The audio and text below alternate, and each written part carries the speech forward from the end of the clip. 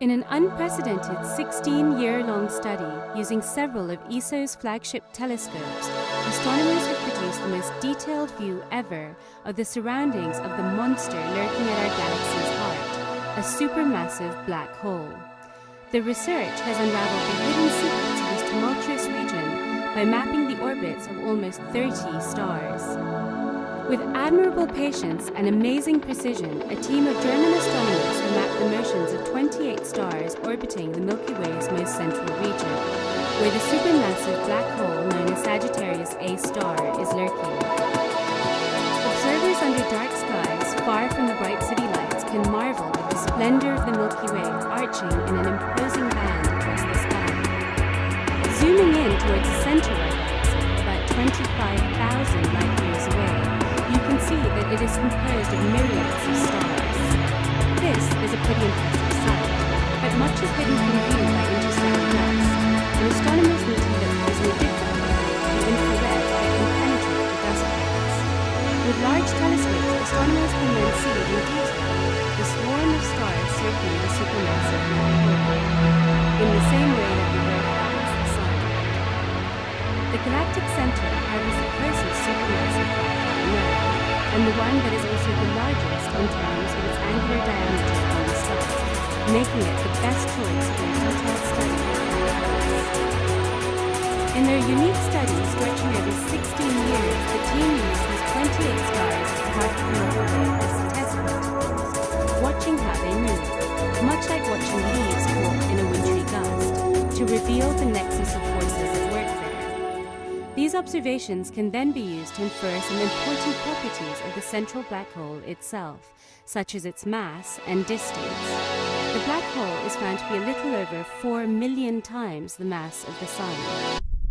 The observing campaign started with observations made in 1992 with a SHARP camera attached to ESA's 3.5-meter New Technology Telescope, NTT, housed at the La Silla Observatory in Chile.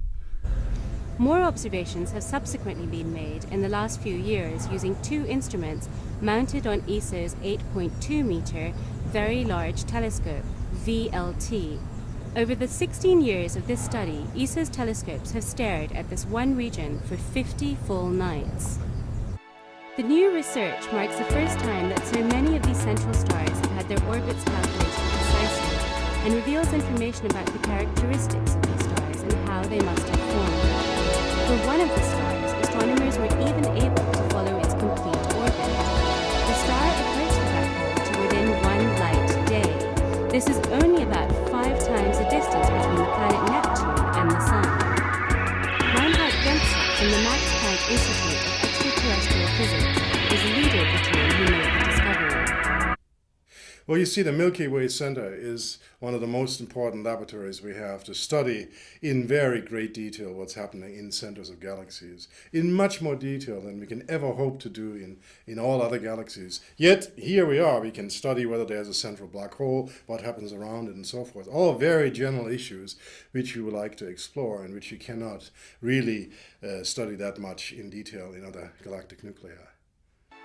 Stefan Gillison is the first author on the paper reporting this study. The most important result of our research really is that we have now empirical evidence for the existence of a massive black hole in the center of our Milky Way. The mass of this black hole is around 4 million solar masses, and we know the mass at the percent level. This remarkable result relies on the use of adaptive optics on ESA's Very Large Telescope, which allows astronomers to remove the blurring effect of the atmosphere and hence discern with great precision the stars that are so densely packed at the center of our galaxy. The astronomers now plan to make use of another amazing technology, interferometry.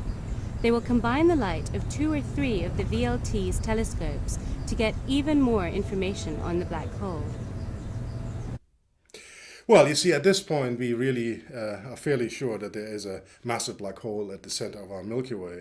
And the next thing, we want to actually play with it. Play with it in the sense that we want to use it as a tool to test whether general relativity, the theory of Einstein, is actually wrong or right.